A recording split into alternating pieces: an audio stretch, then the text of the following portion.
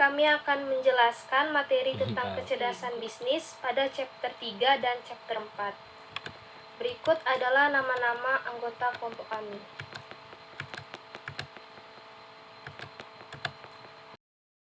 Section 3.1. Mengapa penting bagi IEL untuk memiliki Enterprise Data Warehouse? Enterprise Data Warehouse dapat menyediakan banyak koleksi data transaksi real-time bervolume tinggi tentang pelanggan dan perilaku mereka.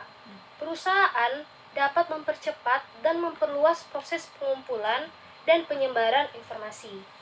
Yang kedua, apa tantangan atau peluang bisnis yang dihadapi IEL?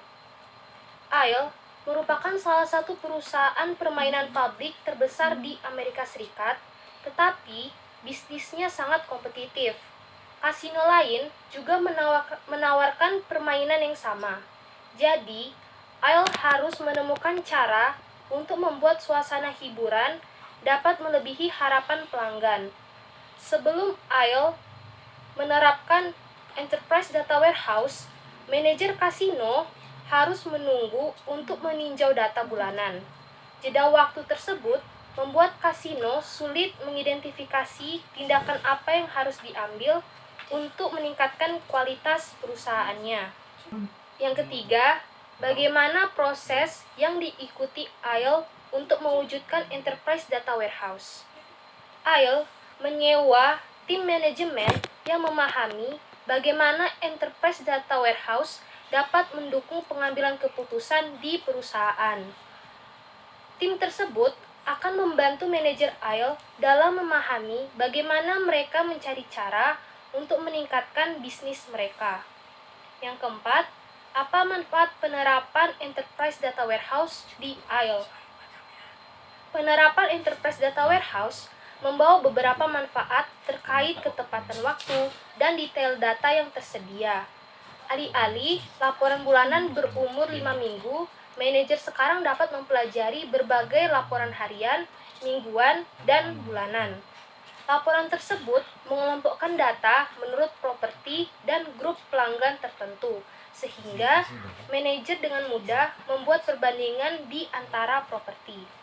Yang kelima, menurut Anda, mengapa perusahaan besar seperti IEL di industri game dapat berhasil tanpa memiliki data warehouse atau business intelligence infrastructure yang mumpuni? Bisnis dalam industri game dapat berhasil tanpa data warehouse atau business intelligence infrastructure yang mumpuni karena manajer mereka tahu tentang perilaku pelanggan mereka seperti apa. Mereka semua melakukan promosi atau hiburan untuk meningkatkan bisnis mereka. Namun, ketika satu perusahaan seperti IEL mulai menanggapi data harian, memilih opsi pemasaran dan hiburan yang tepat untuk menarik pelanggan, maka tanpa kemampuan tersebut, perusahaan akan merasa kesulitan. Section 3.2. Apa itu data warehouse? Data warehouse merupakan sekumpulan data yang berasal dari berbagai sumber yang tersimpan dalam gudang data dalam kapasitas besar yang dipergunakan dalam proses pengambilan keputusan. Perbedaan data warehouse dengan database. Meski sekilas konsepnya sama-sama menyimpan data, namun data warehouse tidak sama dengan database. Beberapa perbedaan tersebut antara lain, dari segi tujuan, database bertujuan untuk merekam data, sementara data warehouse lebih ditujukan untuk analisa data. Database menggunakan online transactional processing, sementara data warehouse menggunakan online analytical processing. Database digunakan untuk membantu operasional standar bisnis, sementara data warehouse untuk membantu analisis dalam bisnis. Data yang disimpan dalam database adalah data yang terbaru, sementara data warehouse adalah data yang terbaru dan juga data historis yang tersimpan di dalamnya. Database itu menggunakan query transaksi sederhana, sementara data warehouse menggunakan query yang kompleks untuk tujuan analisa. Selanjutnya, apa itu ODS? Operational Data Store atau ODS merupakan database yang digunakan bisnis atau perusahaan secara terus-menerus atau suatu media penyimpanan atas data operasional yang terbaru dan terintegrasi yang digunakan untuk analisis. Selanjutnya, perbedaan antara data mart, ODS, dan Enterprise Data Warehouse. Data mart termasuk ke dalam data warehouse yang lebih kecil yang didesain untuk suatu masalah maupun suatu area saja. Sementara operational data warehouse merupakan suatu database yang digunakan untuk suatu bisnis ataupun perusahaan untuk beroperasi secara terus-menerus. Enterprise data warehouse termasuk ke dalam data warehouse, namun meliputi seluruh area subjek dengan skop perusahaan. Jadi, dapat disimpulkan bahwa data mart dan enterprise data warehouse merupakan data warehouse. Selanjutnya, jelaskan pentingnya metadata.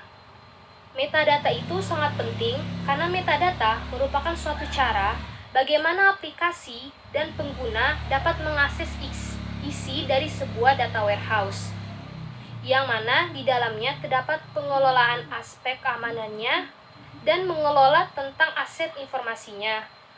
Sebagian besar sistem manajemen database tidak dapat berfungsi tanpa adanya beberapa metadata. Penggunaan metadata akan memungkinkan akses data melalui nama-nama tersebut dan logical relationship-nya. Section 3.3. Jelaskan proses data warehousing. Pertama, data diimpor dari berbagai sumber internal dan eksternal. Selanjutnya, data dikelola secara konsisten dengan kebutuhan organisasi. Data dimuat ke gudang data perusahaan atau data akan dimuat ke dalam data mart.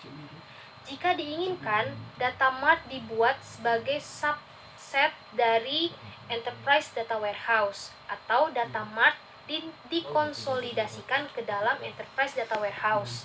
Selanjutnya, analisis dilakukan sesuai kebutuhan. Lalu, komponen utama dari data warehouse itu antara lain sumber data. Data bersumber dari sistem operasional dan mungkin dari sumber data eksternal.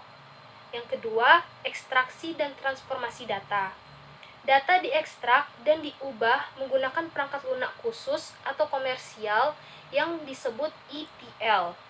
Selanjutnya, pemuatan data. Data dikelola dan dimuat ke dalam gudang data. Lalu, database yang komprehensif. Ini adalah Enterprise Data Warehouse yang mendukung analisis keputusan dengan memberikan informasi ringkasan dan detail yang relevan. Selanjutnya, metadata. Metadata dipertahankan untuk akses oleh personel dan pengguna TI. Metadata menyertakan aturan untuk mengatur ringkasan data yang mudah diindeks dan dicari. Yang terakhir adalah alat middleware. Alat middleware memungkinkan akses ke gudang data dari berbagai aplikasi front-end. Selanjutnya, apa peran middleware? Pada perusahaan besar, aplikasi middleware mengandung peranan penting. Dengan adanya bantuan middleware, data yang sama bisa digunakan oleh semua departemen pada perusahaan sesuai dengan kebutuhan setiap bagian. Contohnya, data yang didapat dari sistem yang digunakan customer service dapat digunakan oleh bagian akuntansi. Middleware berfungsi sebagai penerjemah informasi sehingga setiap aplikasi mendapatkan format data dan dapat mereka proses. Dengan software middleware yang dapat melakukan komunikasi pada aplikasi yang berjalan di platform berbeda serta adanya transparansi pada seluruh jaringan. Selanjutnya akan dijelaskan oleh Rizviansyah Yoga. Selanjutnya saya akan menjelaskan section 3.4. Yang pertama, apa persamaan dan perbedaan utama antara arsitektur 2 tingkat dan arsitektur 3 tingkat. Keduanya memberikan visibilitas pengguna yang sama melalui sistem klien yang mengakses aplikasi DSS atau BI dari jarak jauh. Perbedaannya ada di balik layar yang tidak terlihat oleh pengguna. Dalam arsitektur 2 tingkat, aplikasi dan gudang data berada pada mesin yang sama. Dalam arsitektur 3 tingkat, mereka berada di mesin yang terpisah.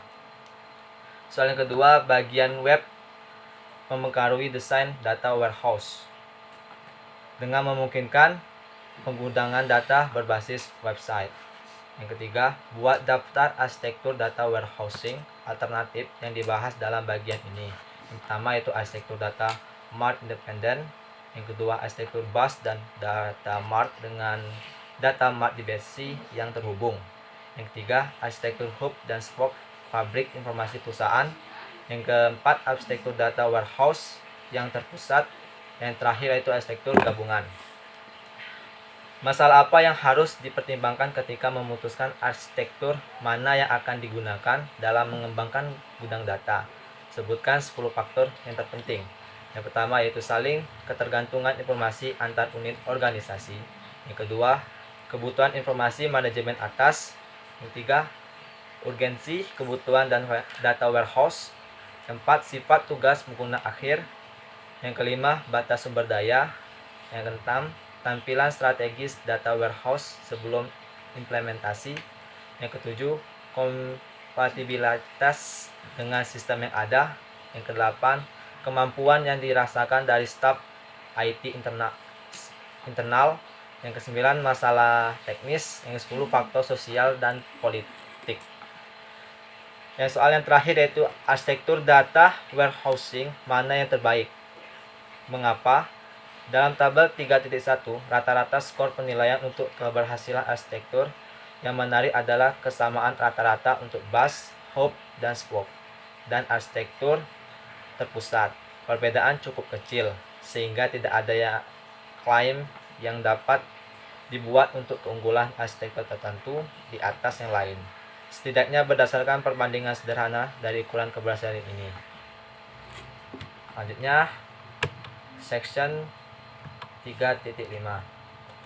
Jelaskan integrasi data. Integrasi data adalah istilah umum yang mencakup 3 proses yang digabungkan untuk memindahkan data dari berbagai sumber ke dalam gudang data untuk mengakses data, menggabung berbagai tampilan data, dan menangkap perubahan pada data. Yang soal kedua, jelaskan 3 langkah proses ETL. Yang pertama, ekstraksi, memilih data dari satu atau lebih sumber dan membaca data yang terpilih. Yang kedua, transformasi, mengubah data dari bentuk aslinya ke bentuk apapun yang dibutuhkan. Langkah ini sering kali juga mencakup pembersihan data untuk menghapus kesalahan sebanyak mungkin. Yang terakhir, memasukkan data dan yang telah diubah ke dalam GUI. Yang ketiga, mengapa proses ETL sangat penting untuk upaya data warehousing? Karena ETL adalah proses di mana data dibuat ke gudang data. DW tidak akan ada tanpanya. Proses ETL juga berkontribusi pada kualitas data di DW. Selection 3.6. Manfaat data warehouse. Manfaatnya meliputi memungkinkan pengguna akhir untuk melakukan analisis ekstensif dengan berbagai cara. Yang kedua, pandangan terkonsolidasi dari data perusahaan, yaitu satu versi dengan versi yang sebenarnya. Yang ketiga, informasi yang lebih baik dan lebih tepat waktu. Sebuah gudang data mengizinkan pemrosesan informasi untuk diturunkan dari sistem operasional yang mahal ke servers biaya rendah. Oleh karena itu, permintaan informasi pengguna akhirnya dapat diproses lebih cepat oleh user itu sendiri. Yang keempat, peningkatan kinerja sistem. Gudang data membebaskan pemrosesan produksi karena beberapa persyaratan pelapor sistem operasional dipindahkan ke DDS. Yang terakhir adalah penyederhanaan akses data. Soal yang kedua, kriteria untuk memilih data warehouse. faktor gudang data, dan jelasan mengapa itu penting.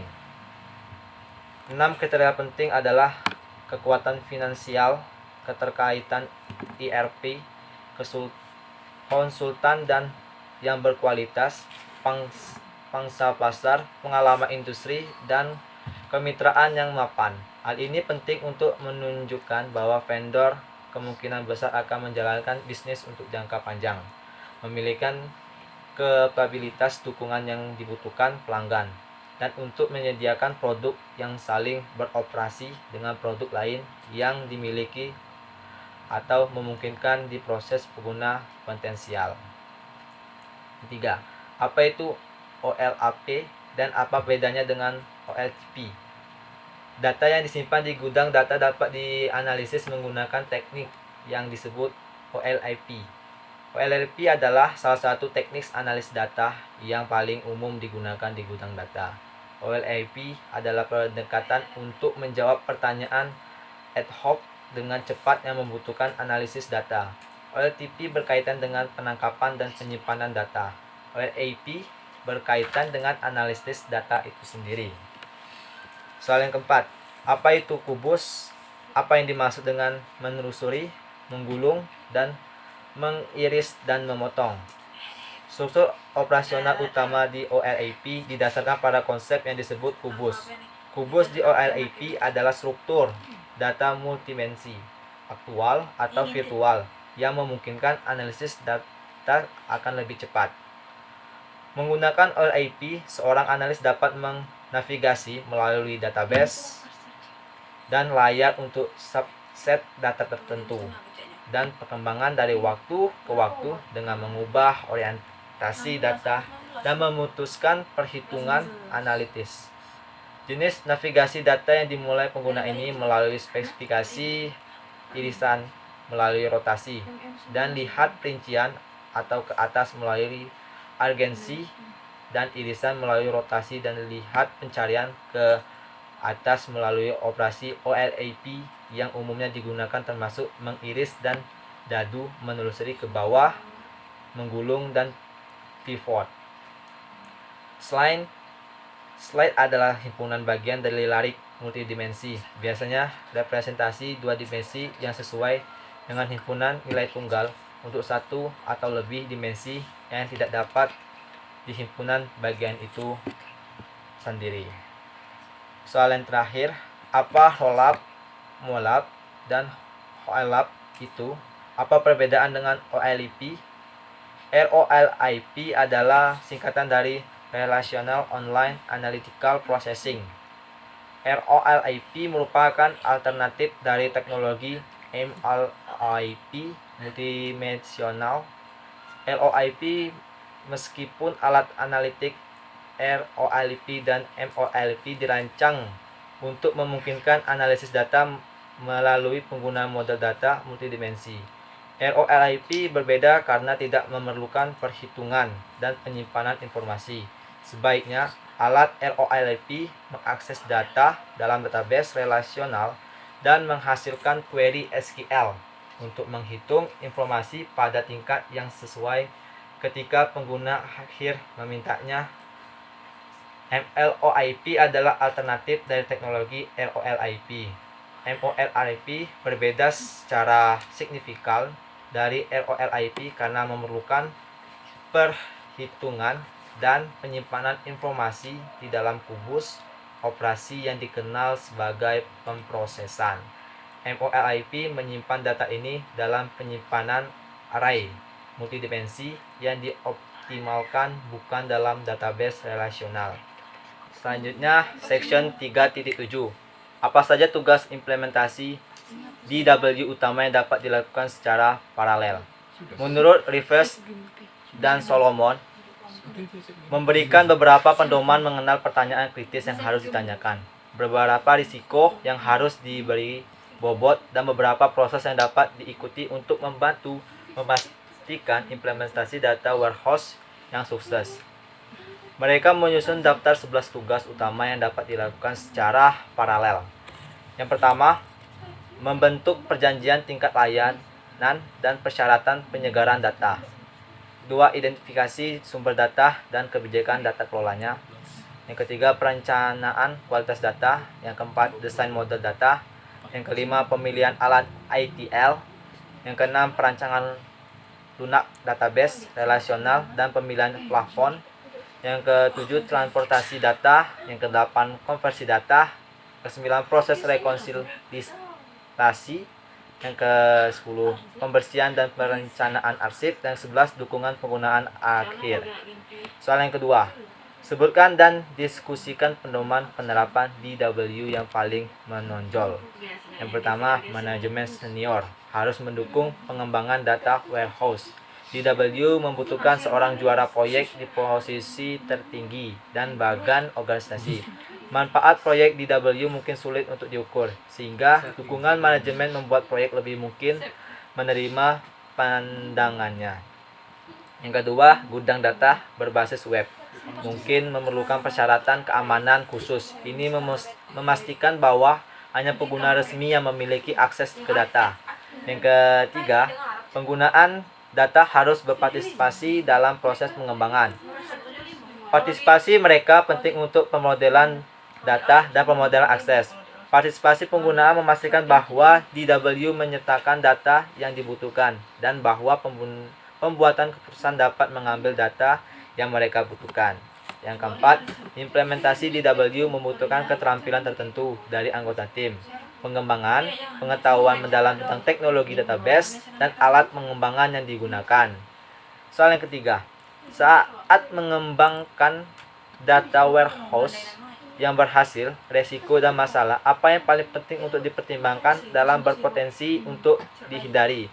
Yang pertama itu memulai dengan rantai sponsor yang salah. Yang kedua, menetapkan ekspektasi yang tidak dapat Anda penuhi. Yang ketiga, terlibat dalam perilaku yang naif secara politik. Yang keempat, membuat gudang data dengan informasi hanya karena tersedia. Yang kelima, menyediakan bahwa desain database data warehousing sama dengan desain database transaksional. Yang kelima, memiliki manajemen data warehouse yang berorientasi pada teknologi daripada berorientasi pada pengguna.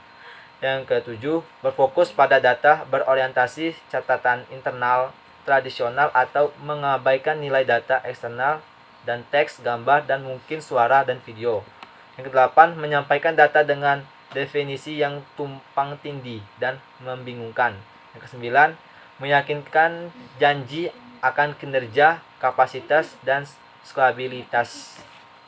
Dan soal yang terakhir, apa itu skalabilitas? Bagaimana penerapan pada DW? Skalabilitas mengacu pada sejauh mana sistem dapat menyesuaikan dengan perubahan permintaan tanpa perubahan atau investasi tambahan yang besar. Masalah skalabilitas DW adalah jumlah data di gudang yang seberapa cepat gudang diharapkan tumbuh, jumlah penggunaan bersama, dan kompleksitas query pengguna. Sebuah gudang data harus menskalakan secara horizontal dan vertikal. Gudang akan tumbuh sebagai fungsi dari pertumbuhan data dari kebutuhan. Untuk memperluas gudang, fungsi dari pertumbuhan dan kebutuhan untuk perluas gudang itu mendukung fungsional bisnis baru. Pertumbuhan data mungkin merupakan hasil dari penambahan dan siklus saat ini, misalnya hasil bulan ini atau data historis. Untuk section selanjutnya akan dijelaskan oleh Yolanda Paradewo.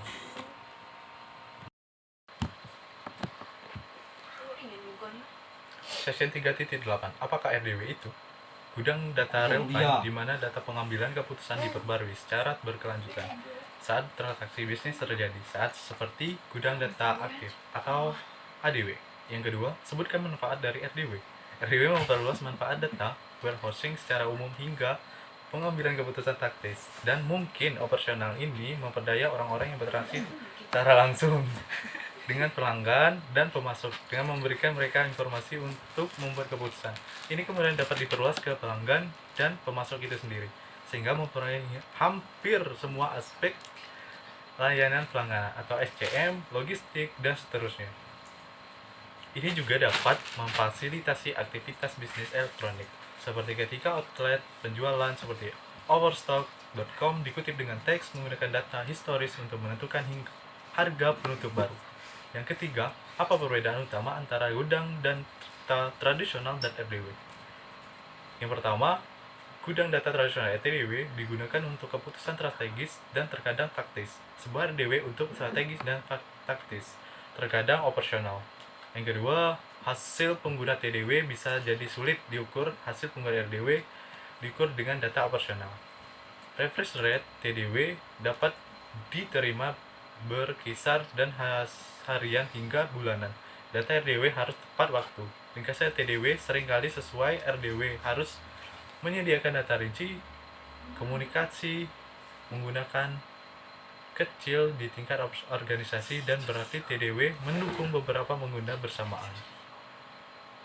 Yang terakhir yaitu komunikasi penggunaan TDW. Umumnya terdiri dari power user, knowledge worker, manager, pengguna internal lainnya. RDW digunakan oleh staf operasional, pusat panggilan, mungkin menggunakan yang eksternal. Yang keempat, buat daftar beberapa drive untuk RDW. Yang pertama, yang A, sebuah bisnis seringkali tidak mampu menggunakan sepanjang hari untuk memuat data personal ke dalam gudang data untuk analis.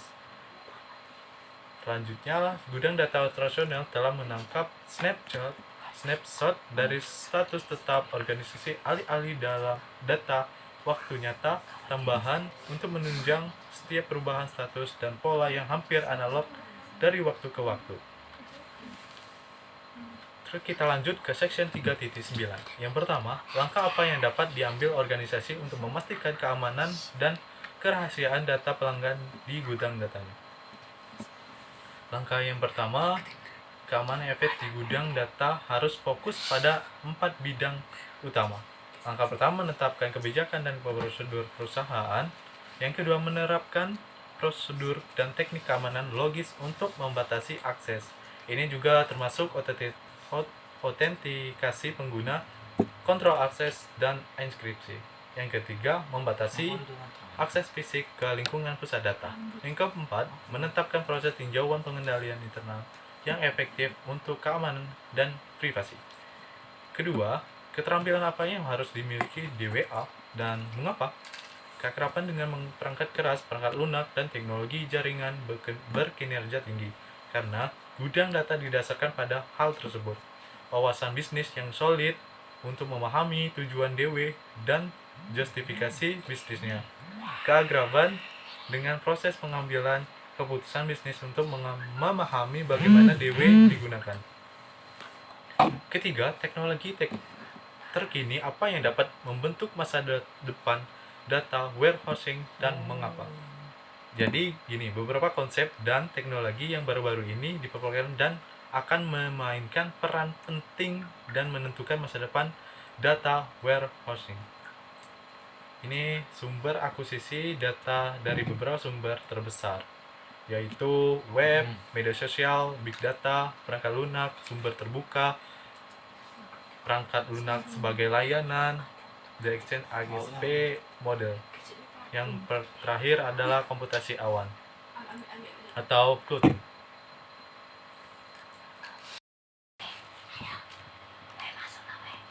Chapter 4, Business Reporting, Visual Analysis, dan Business Performance Management. Yang pertama, apa yang dilakukan travel dan transport, dan lain-lain. Travel dan Transport Inc. adalah perusahaan manajemen perjalanan terbesar travel dan transport ke-6 di Amerika Serikat. Perusahaan ini memiliki pengalaman luas di berbagai vertikal termasuk manajemen perjalanan, program solusi, loyalitas, perencanaan pertemuan dan insentif, dan layanan perjalanan reaksi. Yang kedua, jelaskan kompleksitas dan sifat kompetitif lingkungan bisnis tempat travel dan transport itu dan fungsinya. Yang pertama, industri perjalanan adalah pasar yang sangat ramai dengan pengaturan perjalanan yang sering dibuat secara ad hoc. Pelanggan merasa sulit untuk menganalisis biaya atau memperjanjikan pembelian yang optimal. Yang ketiga, Apa tantangan bisnis utamanya? Kemampuan untuk mengkomunikasikan profesional ini secara efektif kepada pelanggan yang ada, dan pelanggan potensial sangat penting untuk memenangkan dan mempertahankan bisnis ini. Yang keempat, apa solusinya dan bagaimana penerapannya? Travel dan Transport menerapkan platform kecerdasan bisnis atau BI, web fokus, pembangunan informasi, dan ulasan ETTEK sebagai dasar lingkungan BI yang swalayannya pelanggan yang dinamis. Pendekatannya adalah dengan membuatkan sistem BI online yang memungkinkan klien mengakses informasi secara langsung, sehingga mereka tidak perlu bergantungan kepada Departemen TI untuk menjalankan laporan untuk mereka. Yang 5, menurut saya, mengapa solusi multi-vendor, multi-outlet ini diterapkan? Travel dan Transport memutuskan untuk menggabungkan beberapa alat vendor termasuk Adobe Flex, Web Focus, DB2, dan Global Distribusi System (GDS). Kombinasi vendor dan alat diperlukan untuk solusi mereka. Setiap vendor membawakan kontribusi teknologi untuk ke dalam campuran, dan Adobe membantu dengan fitur pelaporan Web Focus. Yang keenam, daftar dan komentarkan setidaknya 3 manfaat untuk dari sistem yang diterapkan.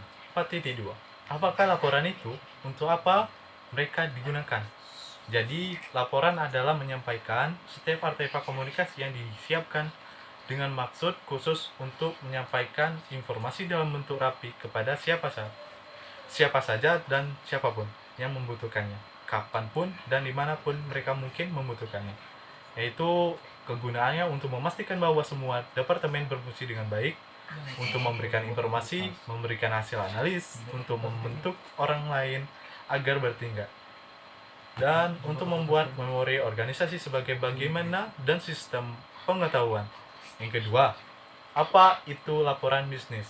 Apa ciri utama bisnis yang bisa dilaporkan dan yang baik untuk melaporkan? Laporan bisnis adalah dokumen tertulis yang membuat informasi mengenai masalah bisnis. Ciri-ciri utama bisnis yang baik yaitu melaporkan kejelasan, keringkasan, kelengkapan, dan kebenaran. Yang ketiga, jelaskan proses siklus manajemen dan komunikasi peran bisnis laporan.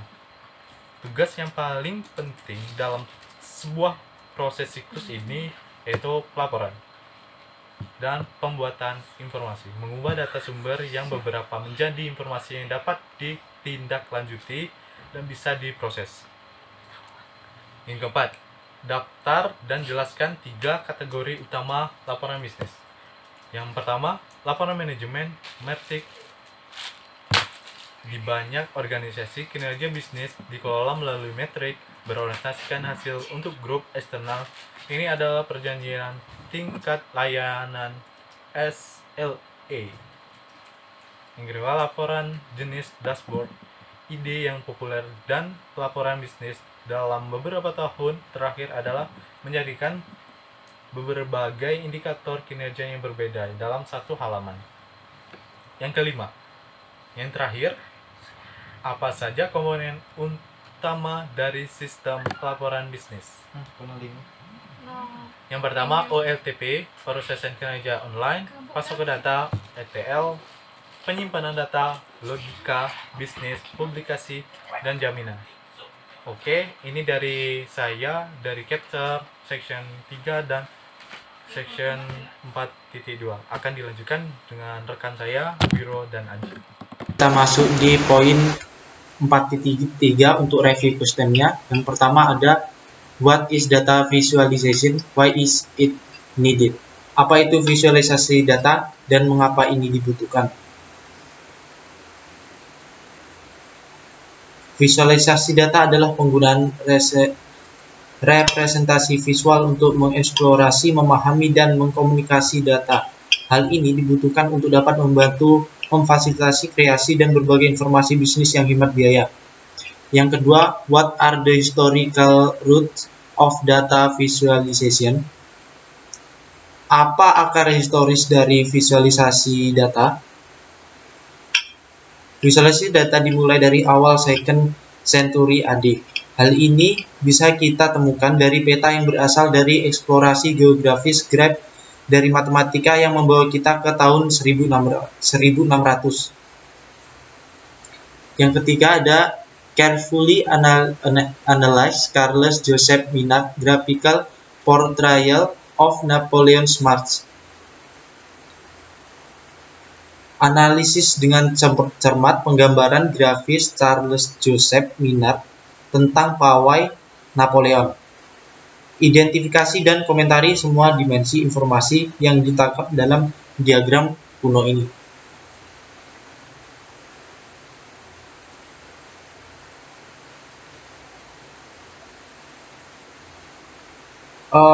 Pita tabel dimulai di perbatasan Polandia Rusia, menunjukkan jumlah tentara di setiap posisi. Pita bawah yang gelap jalur mundurnya Napoleon dari Moskow di musim dingin yang menggigit digambarkan oleh pita bawah yang gelap yang terkait dengan suhu dan skala waktu. Kemudian berikutnya ada Who is Edward Tooth?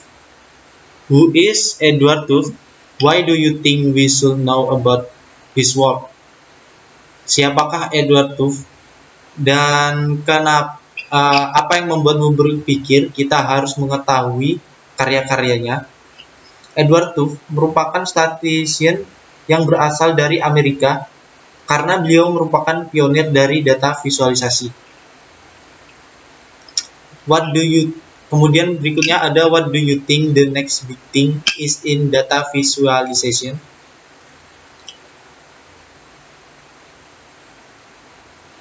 Ada kemungkinan besar bahwa kita akan melihat sesuatu yang belum pernah kita lihat dalam ranah visualisasi informasi yang ditemukan sebelum akhir dekade. Berikutnya, review question untuk 4.4. Yang pertama ada why do you think there are large number of different types of charts and graphs? Menurut Anda, mengapa ada banyak jenis bagan dan grafik yang berbeda?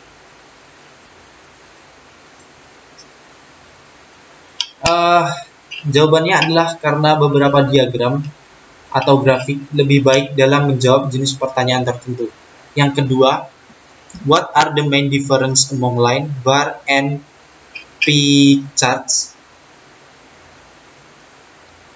Jenis bagan dan apa perbedaan utama antara diagram, garis, batang, dan lingkaran?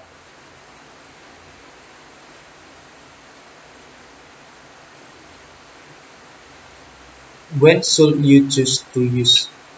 Bagan garis atau garis menunjukkan hubungan antara dua variabel. Bagan batang efektif bila Anda memiliki data nominal atau data numerik yang terbagi dengan baik ke dalam berbagai kategori sehingga Anda dapat dengan cepat melihat hasil komparatif dan tren dalam data Anda. Bagan pie sebaliknya hanya digunakan untuk menggambarkan proporsi relatif dari ukuran tertentu.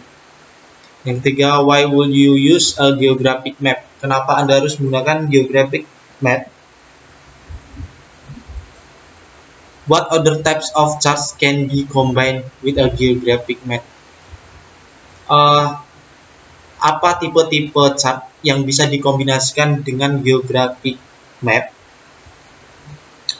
Saat kumpulan data menyertakan segala jenis data lokasi lebih baik dan lebih informatif untuk melihat data pada peta dapat digabungkan dengan heat map.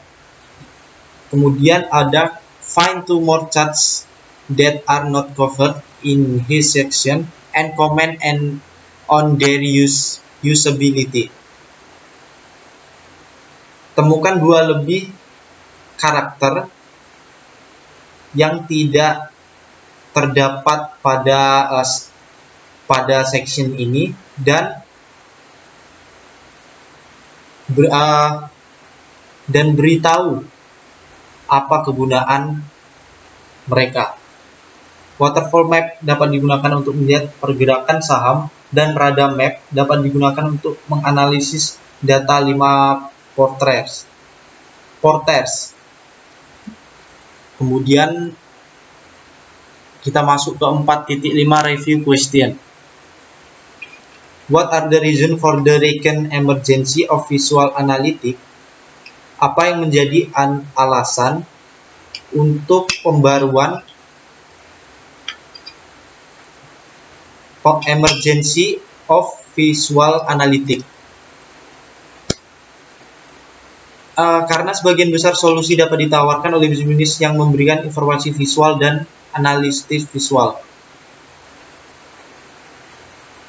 Yang kedua, look at Gartner Magic Quadrant for Business Intelligence and Analytic Platform. What do you see? Discuss and justice your observation.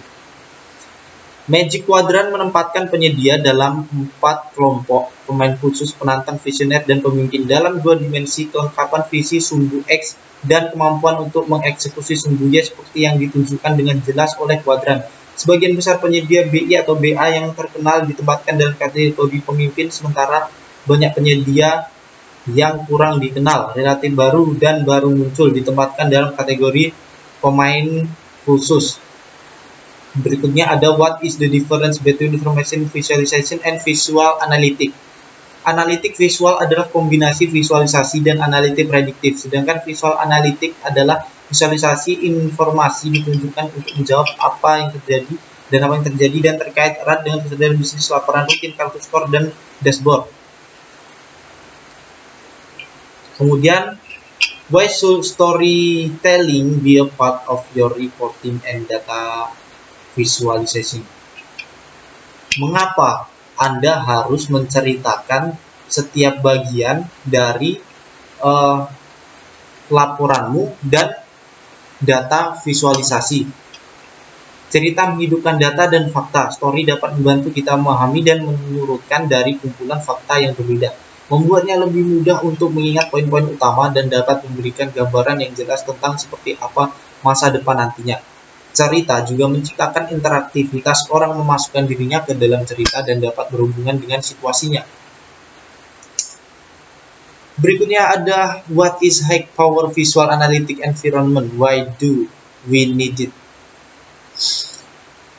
Apa yang membuat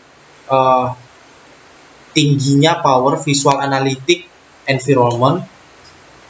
Why do we need it? Kenapa kita harus membutuhkannya? Ini merupakan statistical software dengan kemampuan tinggi yang dapat solusi dalam memori untuk menjelajahi data dalam jumlah besar dalam waktu yang sangat singkat. Kita membutuhkannya karena mengingatnya permintaan untuk analitik visual ditambah dengan volume data yang tumbuh cepat. Ada pergerakan eksponensial menuju investasi dalam sistem visualisasi yang sangat efisien. Berikutnya, poin 4.6 review question. What is a performance dashboard? Why are they so popular for BI software tools? Apa itu performance dashboard? Mengapa mereka sangat populer untuk BI software tools?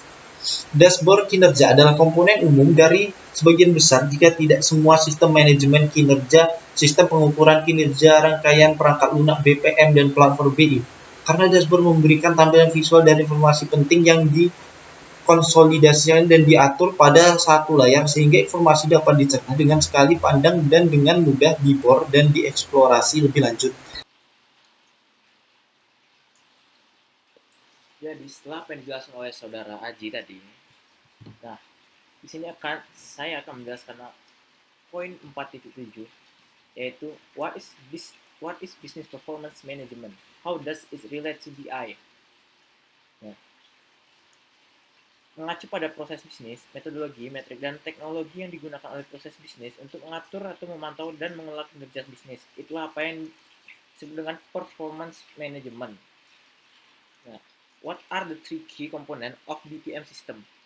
Yang pertama, yaitu serangkaian proses manajemen dan analitik yang terintegrasi dan tertutup didukung oleh teknologi yang menangani aktivitas keuangan dan operasional. Yang kedua, yaitu alat untuk bisnis untuk menentukan tujuan strategis dan kemudian mengukur dan mengelola kinerja terhadap tujuan tersebut. Lalu yang ketiga, serangkaian proses inti termasuk perencanaan keuangan dan operasional, konsolidasi dan pelaporan, pemodelan, analisis, dan pemantauan indikator kinerja utama terkait dengan strategi organisasi. Lalu ada pertanyaan ketiga, list dan briefly describe the 4 phases of BPM cycle. Yang pertama, strategies. Where do we want to go? Kemana kita ingin pergi? Strategi secara umum adalah rencana tindakan tingkat tinggi yang mencakup periode waktu yang lama, seringkali beberapa tahun untuk mencapai tujuan yang ditentukan. Yang kedua itu plan, atau sebuah rencana operasional menerjemahkan tujuan dan sasaran strategis organisasi ke dalam serangkaian taktik dan inisiatif yang terdefinisi dengan baik. Kebutuhan sumber daya dan hasil yang diharapkan untuk beberapa periode waktu mendatang biasanya, tapi tidak selalu setahun. Lalu ada analisis atau memonitor, yaitu di mana kerangka kerja komprehensif untuk memantau kinerja. Lalu yang terakhir adalah act and adjust, atau kita bertindak proyek baru, menciptakan produk baru, memasuki pasar baru, memperoleh pelanggan atau bisnis baru, dan menyederhanakan beberapa proses. Lalu pertanyaan terakhir pada 4.7 yaitu why is strategy is the most important part of a BPM implementation? Karena ini adalah proses mengidentifikasi dan menyatakan visi, misi, dan tujuan organisasi dan mengembangkan rencana pada berbagai tingkat rincian strategis, taktik, dan operasional untuk mencapai tujuan ini. Lalu masuk ke poin 4.8. What is a performance management system? Why do we need one? Sistem pengukuran kinerja biasanya terdiri dari metode sistematis untuk menetapkan tujuan bisnis bersama dengan laporan umpan balik berkala yang menunjukkan kemampuan terhadap tujuan.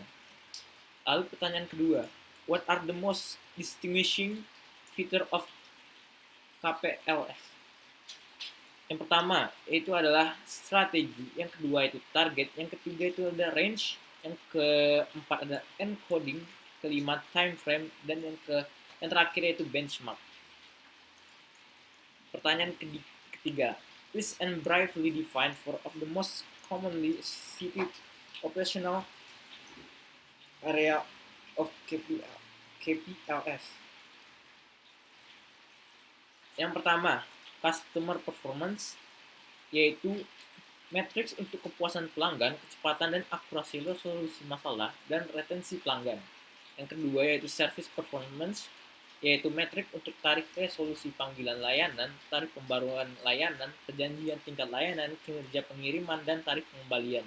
Yang ketiga yaitu sales operation, akun pipeline baru, rapat penjualan dijamin, konversi pertanyaan menjadi prospek, dan rata-rata waktu penutupan panggilan.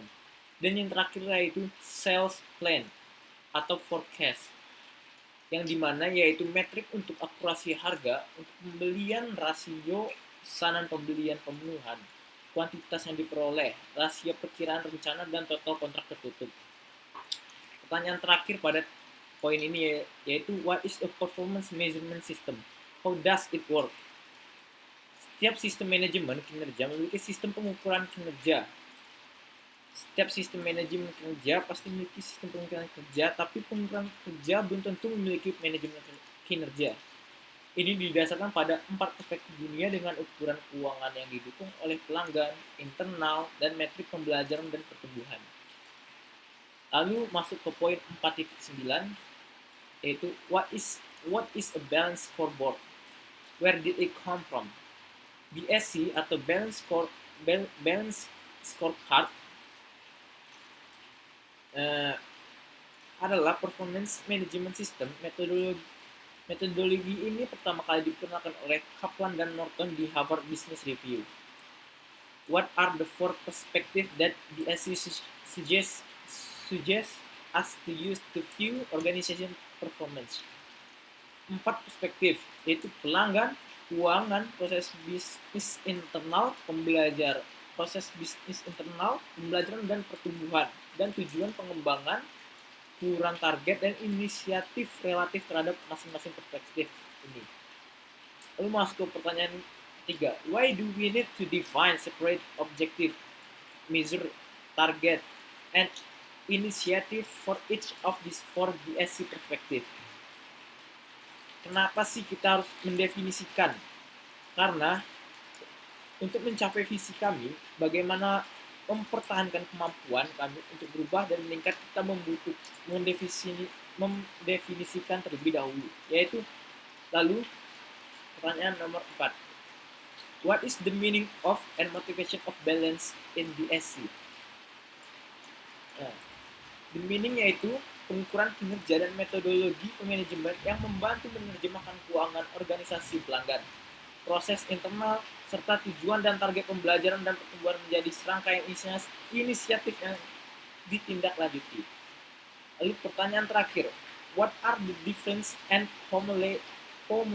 commonalities between dashboard and scoreboard?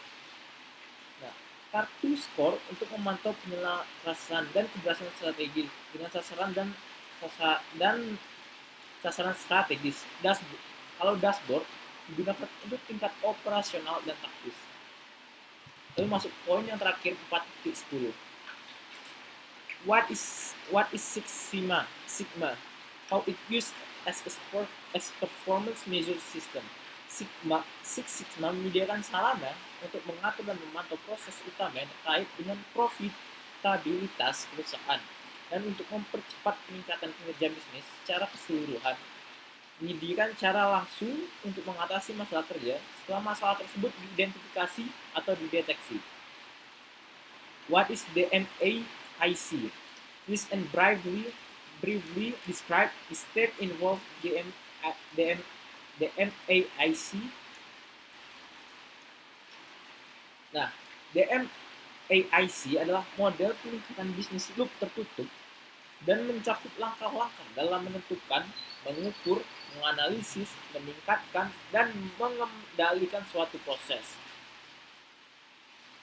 Seperti define, menentukan tujuan, sasaran, dan batas aktivitas peningkatan. Lalu ada measure, mengukur sistem yang ada. Lalu ada analyze atau analisis, menganalisis sistem untuk mengidentifikasi cara-cara untuk menghilangkan kesenjangan antara kinerja sistem atau proses saat ini dan tujuan yang diinginkan. Lalu ada improve, memulai tindakan untuk menghilangkan kesenjangan dengan mencari cara untuk melakukan sesuatu yang lebih baik, lebih murah, ataupun lebih cepat.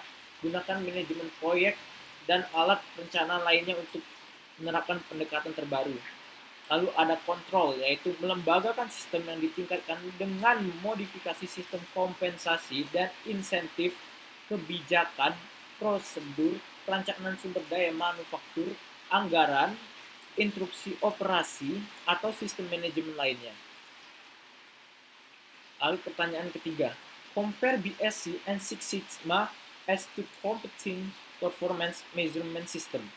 Perbedaan utamanya adalah bahwa BSc itu berfokus pada meningkatkan strategi secara keseluruhan, sedangkan Six Sigma berfokus pada peningkatan proses. Lalu yang pertanyaan keempat, what are the ingredients for an effective performance management system? Yang pertama, tindakan harus merupakan campuran masa lalu, sekarang, dan masa depan. Yang kedua, tindakan harus menyeimbangkan kebutuhan pemegang saham, karyawan, mitra, pemasok, dan pemangku kepentingan lainnya. Yang ketiga, pengukuran harus dimulai dari atas dan mengalir ke bawah. Yang keempat ataupun yang terakhir, tindakan harus memiliki target yang didasarkan pada penelitian dan realitas daripada sewenang-wenangnya. Sekian itu penjelasan dari saya. Terima kasih.